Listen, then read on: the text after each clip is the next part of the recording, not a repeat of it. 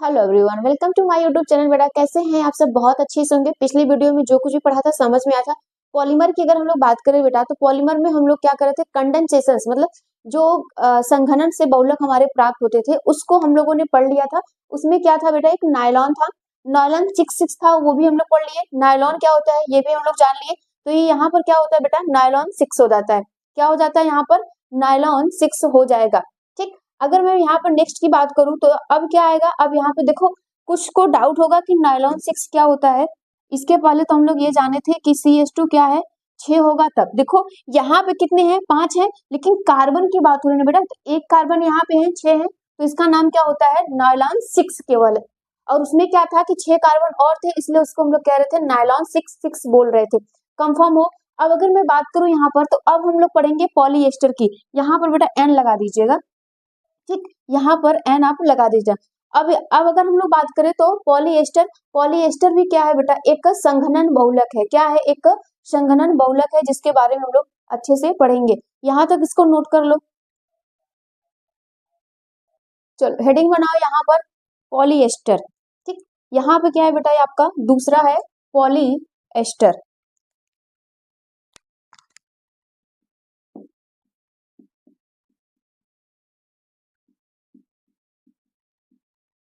Polyester. ठीक, अगर मैं पॉलीएस्टर की बात करूं तो पॉलीएस्टर कैसे बनता है? पॉलीएस्टर जो होता है बेटा, वो आपका एथिलीन ग्लाइकॉल होता है। क्या होता है? एथिलीन ग्लाइकॉल, वो टेरेफ्थिलिक अम्ल से बनते हैं। आपको पता होना चाहिए कि पॉलीएस्टर कैसे बनेगा, तो एथिलीन ग्लाइकॉल होगा, फिर उसके बाद क्या होगा बेटा, टेरेफ्थिलिन अम्ल होगा। इन दोनों से मिलके जो बहुलक हमारा बनता है उसको हम लोग क्या कहते हैं, पॉलीएस्टर कहते हैं। क्या कहते हैं बेटा यहाँ पर? पॉलीएस्टर कहते हैं। तो इसका डिफिनीशन क्या लिखेंगे? इसका डिफिनीशन आप लिखोगे ethylene glycol, ethylene, ethylene glycol, glycol व टेरेफ्थिलीन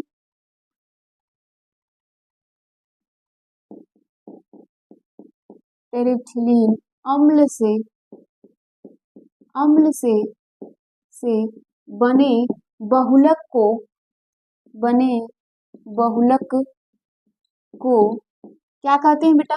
पॉलीएस्टर, पॉलीएस्टर बहुलक कहते हैं, बहुलक कहते हैं या कहलाता है। कोई दिक्कत नहीं है।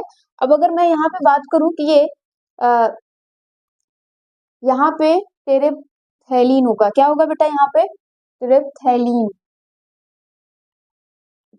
ठीक, और अगर मैं यहाँ पे फॉर्मूले की बात करूं तो एथिलीन ग्लाइकॉल क्या होगा? अब देखो यहाँ पे बायोमोलिक्यूल्स के बारे में आप लोगों ने पढ़ा होगा, तो बायोमोलिक्यूल्स में हम लोग जानते हैं कि ग्लाइकॉल क्या होता है, एथिलीन ग्लाइकॉल क्या होता है। यहाँ पर जो होता है बेटा, ये होगा CH2, और इसमें क्या हो जाएंगे, सिंगल बॉन्ड होंगे, CH2 हो जाएगा, और यहाँ पर OH लगा रहेगा और वहां पर OH लगा रहेगा। ठीक, ये आपके पास क्या है, यहाँ पर एथिलीन ग्लाइकॉल है।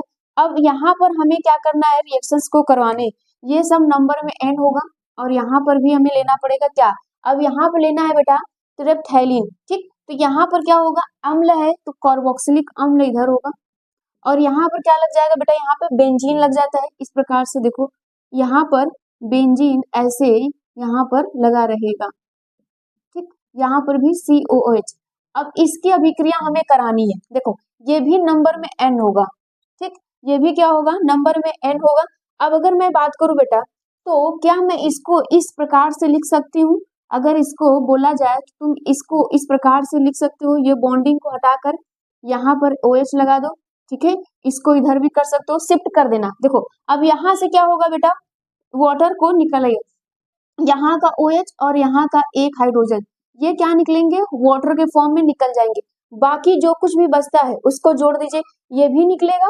ठीक है, जिसकी भी बॉन्डिंग यहाँ से फ्री हो जाएगी, तो यहाँ पर क्या हो जाएगा, अगर मैं बोलूँ तो यहाँ पर क्या हो जाएगा बेटा, CH2, फिर क्या हो जाएगा CH2। अब देखो यहाँ पर बचा क्या, यहाँ पे बचा बेटा COO। तो तुम इसको क्या कर सकते हो, तुम यहाँ पर ऑक्सीजन इस प्रकार से, क्यों, क्योंकि कार्बन हाइड्रोजन को जोड़ने के लिए इसको बेंजीन को कार्बन ही जरूरत पड़ेगी।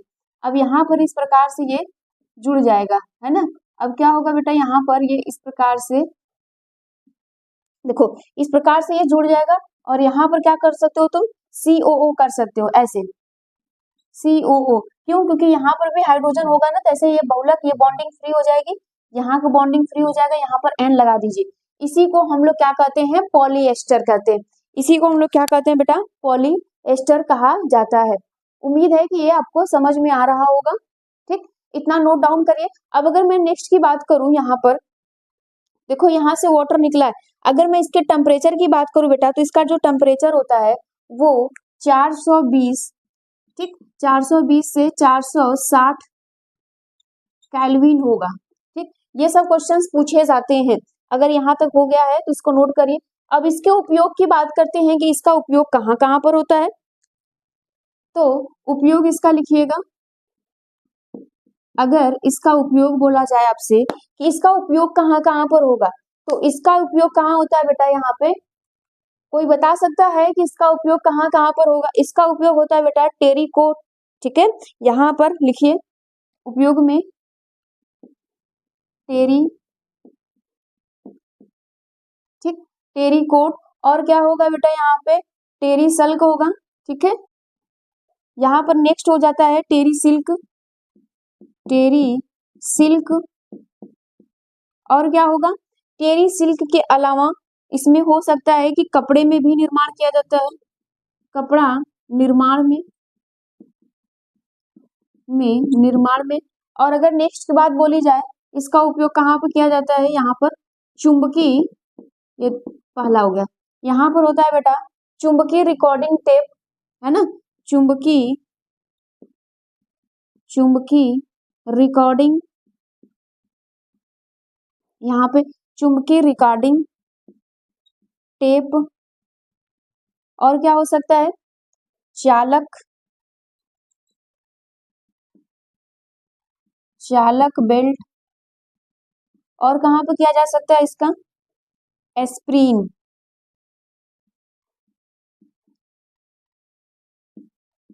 में। ठीक, इन सब में उपयोग किया जाता है। यहां तक नोट करिए इसको।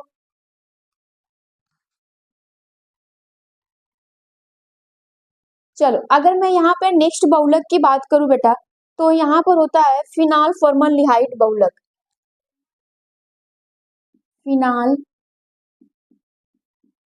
फिनाल फॉर्मलडिहाइड, फिनाल फॉर्मलडिहाइड बहुलक। ठीक, जिसको हम लोग क्या कहते हैं? Bakelite, Bakelite. ठीक, यहाँ पर बैकेलाइट होगा।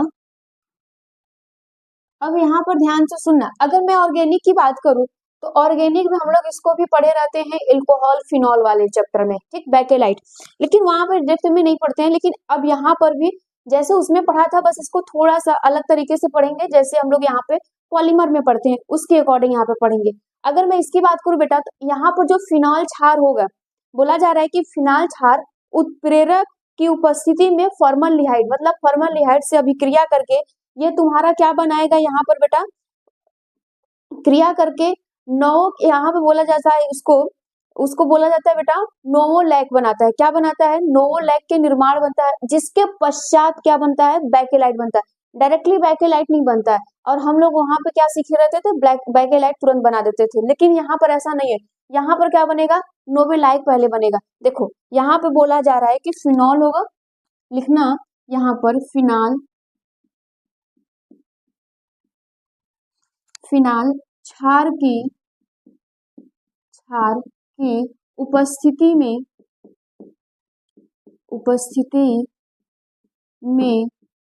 फॉर्मलडिहाइड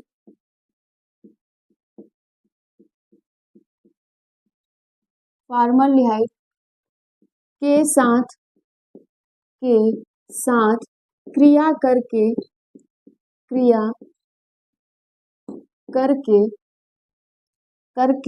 नोवोलैक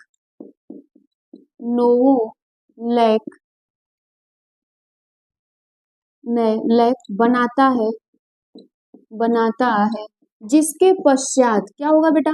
जिसके पश्चात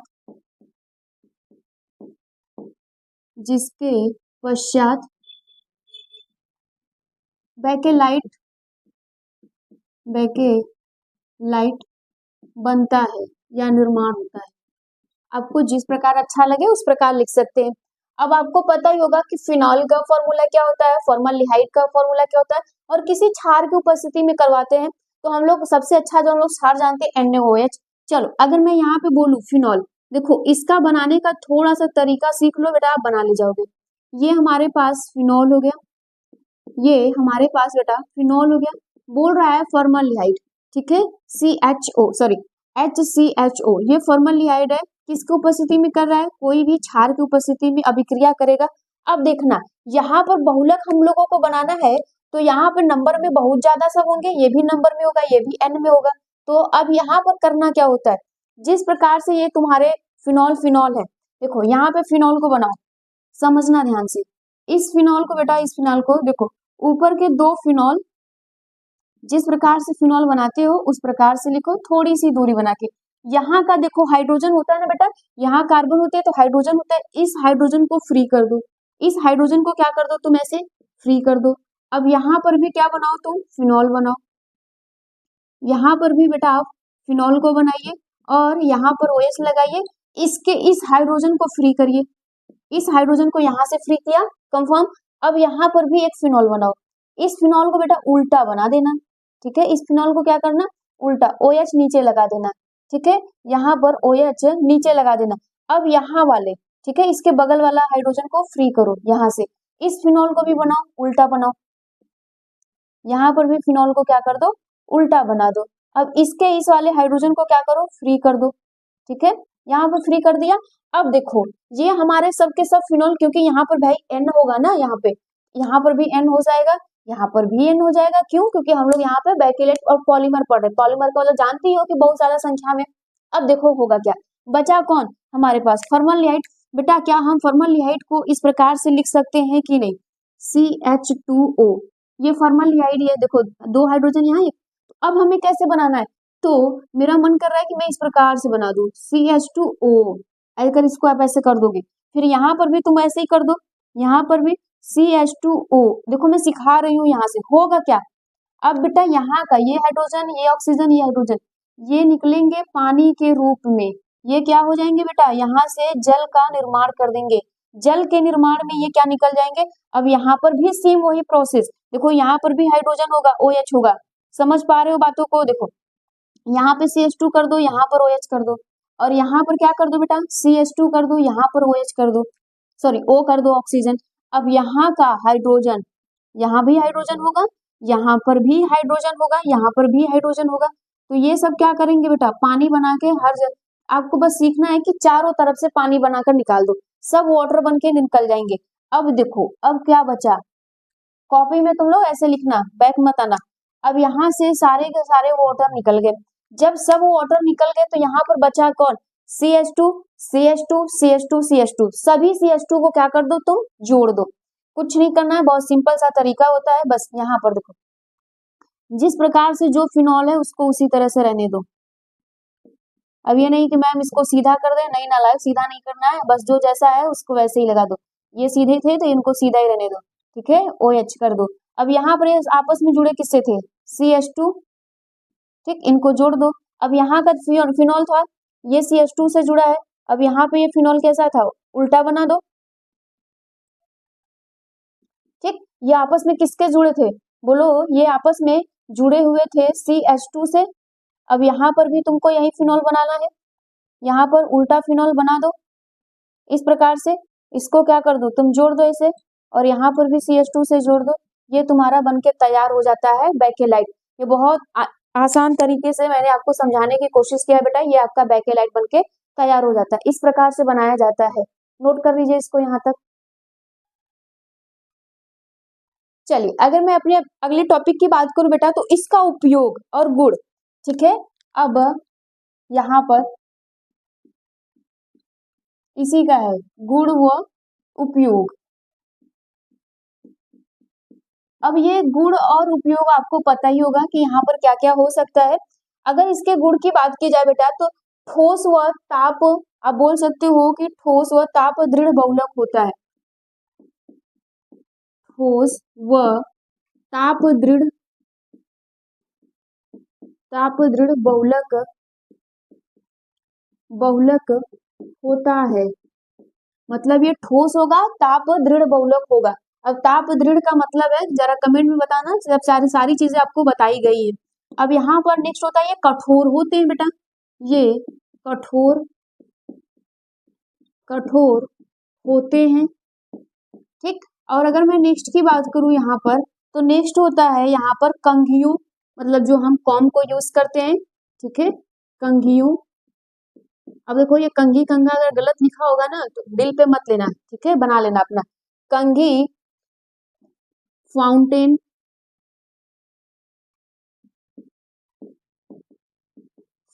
पेन, ठीक। फाउंटेन पेन मतलब जो पेन के ऊपर का सरफेस होता है उसकी बात हो रही है। फाउंटेन पेन, बिजली उपकरण, बिजली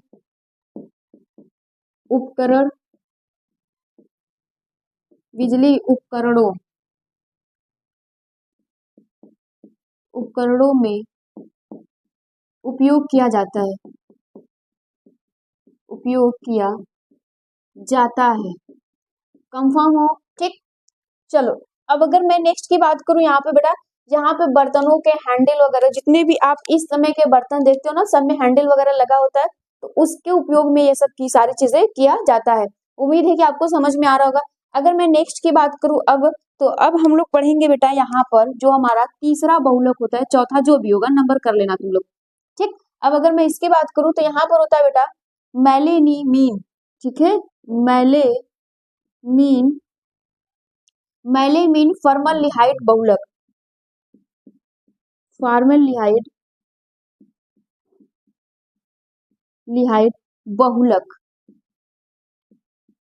ठीक, बहुलक, जिसको हम लोग क्या कहते हैं बेटा, रेजिन। इनऑर्गेनिक में कई बार रेजिन का नाम सुना होता है। अब ये यहाँ से शुरू होती है, ये होता है क्या बेटा, यहाँ पर ये बनता है मेलेमीन तथा फॉर्मलडिहाइड, ठीक। मेलेमीन, यहाँ पे एमीन समूह होते हैं, मेलेमीन व फॉर्मलडिहाइड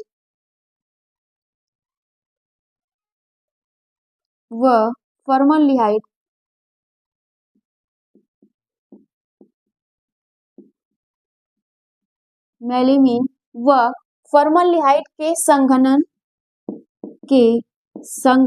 अब तक हम लोग संघनन बहुलक के बारे में पढ़ रहे हैं।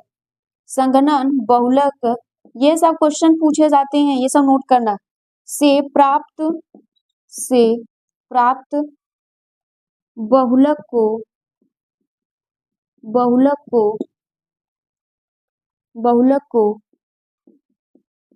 मेलेमीन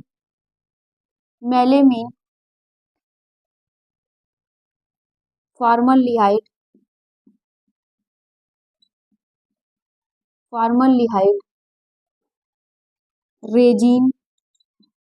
रेजिन कहलाता है, ठीक है, रेजिन कहलाता है। अब बेटा हम लोगों से अब हम लोगों ने यहाँ पे जो जितने बहुलक थे इंपॉर्टेंट, वो सारी चीजों को हम लोगों ने पढ़ लिया है। अब हम लोग इसके आगे पढ़ेंगे बेटा, अब रबर की बात करेंगे कि रबर क्या होता है, ठीक। रबर से क्वेश्चंस पूछे जाते हैं, जो भी पढ़ाया जाएगा उसको प्लीज ध्यान में रखना और इम्पोर्टेंट है, इतना नोट डाउन करो। आगे बढ़ते हैं हम लोग।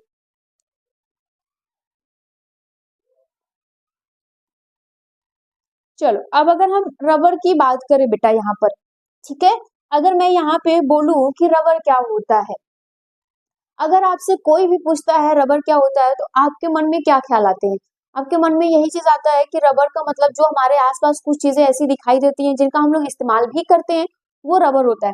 मतलब रबर वो पदार्थ है बेटा जिसको खींचने पे, है ना, जिसको खींचने पे इलेक्ट्रिसिटी आ जाए, उसी को हम लोग क्या कहते हैं, रबर कहते हैं। रबर को हम लोग कई तरीके से भी यूज करते हैं, है ना, कुछ चीजों से अपने डेली लाइफ में यूज करते हैं। जैसे अगर मैं गर्ल्स की बात करूं तो अपने बाल में यूज करती हैं रबर, ठीक है, चोटी बनाने में या कई अनेक प्रकार की चीजों में।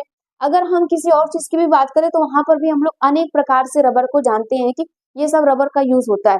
लेकिन वास्तव में रबर होता क्या है? तो अगर यहाँ पे आपसे कोई भी पूछता है बेटा कि रबर क्या होता है, तो आप क्या बताओगे? तो आप बोलोगे जो पदार्थ खींचने तथा यहाँ पर जोड़ने के, ठीक है, जो खींचने और जोड़ने पर अपने मूल अवस्था में वापस आ जाता है, उसी को हम लोग क्या कहते हैं, रबर कहते हैं। मतलब कि आप खींचो, ठीक है, उसमें इलास्टिसिटी आ जाए, छोड़ दो, वो अपने पूरा अवस्था में वापस आ जाए, उसी को हम लोग क्या कहते हैं, रबर कहते हैं। रबर कितने प्रकार के होते हैं बेटा, दो प्रकार के, एक होता है प्राकृतिक और दूसरा कौन सा होता है यहाँ पे, सिंथेटिक, मतलब नेचुरल होता है, और एक सिंथेटिक मतलब संश्लेषित, जो मैन मेड द्वारा बनाया गया होता है। अगर मैं प्राकृतिक रबर की बात करूं तो सबसे मन में यही पहले ख्याल आता है कि लेटेक्स, ठीक है। यहाँ पे लेटेक्स जो होता है ये लेटेक्स के प्लांट से हमको रबर के प्लांट से मिलता है, जो लिक्विड के फॉर्म में रहता है, वो प्राकृतिक रबर होता है।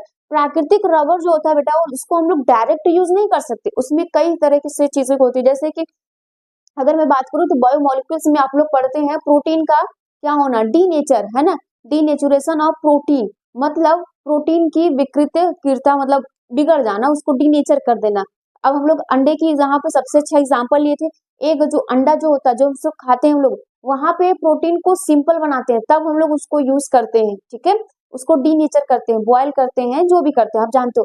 तो वहां पर भी, यहाँ पर भी प्रोटीन पॉलीमर को हम लोग इस प्रकार से देखते हैं। कल के लेक्चर में हम लोग जो प्राकृतिक रबर है उसको डेप्थ में पढ़ेंगे, बहुत इंपॉर्टेंट है बेटा, इसको पढ़ने के लिए पढ़ लेना, एग्जाम में पूछे जाते हैं, 2 मार्क्स के में पूछे जाते हैं, 3 में और 5 मार्क्स में भी पूछे जाते हैं। ठीक, तो आज के लिए इतना ही रहने देते हैं।